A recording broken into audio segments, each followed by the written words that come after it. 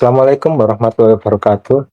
Di sini saya Edi Indra Prasetya dengan nomor induk mahasiswa 2306 23030244 dengan kelas Biologi A angkatan 2024.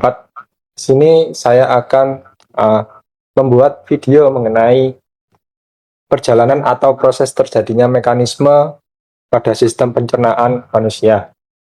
Nah, untuk itu kita ada penampang sistem pencernaan manusia dalam gambar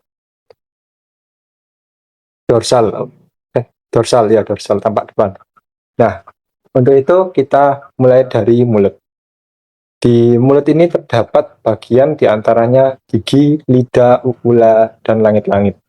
Ketika makanan yang masuk ke dalam mulut akan dikunyah dengan gigi, serta untuk memudahkan mengunyah, kita ada lidah untuk menggerakkan makanan agar mudah dikunyah oleh gigi.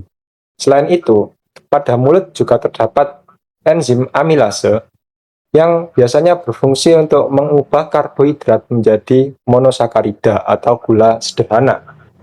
Oke. Nah, mulut ini memiliki satu saluran dengan hidung dan juga telinga. Untuk seterusnya, setelah makanan dikunyah dengan menggunakan mulut, itu akan masuk menuju ke kerongkongan. Nah, di kerongkongan ini ada katup epiglotis. Katup epiglotis sendiri ini berfungsi sebagai katup atau pemisah antara lubang tenggorokan dengan kerongkongan. Hal ini bertujuan atau berfungsi untuk jika ketika kita mengunyah sebuah makanan dan menelan makanan tersebut, katup epiglotis akan menutup bagian lubang yang tenggorokan agar tidak masuk ke dalam sistem pernafasan. Oke, setelah masuk ke dalam kerongkongan ini tadi, di sini terjadi gerak peristaltik yang diinisiasi oleh otot-otot di kerongkongan ini sendiri. Setelah masuk ke kerongkongan, ini akan melewati esofagus. Di sini panjang dari esofagus kurang lebih sekitar 40-60 cm, kemudian akan melewati hati dan juga akan menuju ke lambung. Di lambung sendiri, makanan akan dicerna secara kimiawi oleh enzim-enzim berupa pepsin. Nah, enzim ini sendiri akan digunakan untuk mengubah protein menjadi peptida.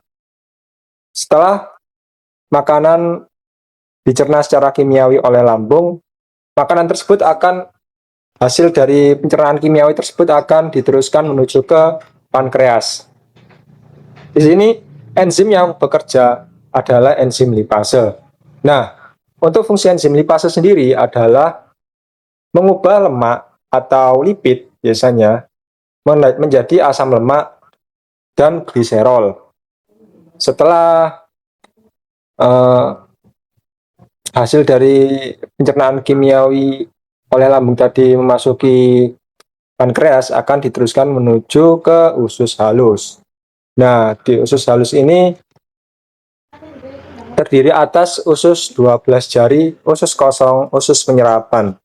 Nah, fungsi dari usus halus ini adalah menyerap sari-sari makanan yang masih terdapat dalam makanan setelah dicerna secara kimiawi oleh lambung.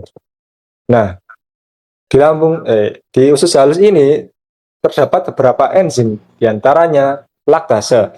Nah, fungsi enzim laktase sendiri adalah mengubah laktosa menjadi glukosa atau galaktosa. Selain laktase, enzim lain yang terdapat dalam usus halus ialah sukrase. Enzim ini berfungsi untuk mengubah sukrosa menjadi glukosa dan fruktosa yang akan ditransfer ke dalam darah.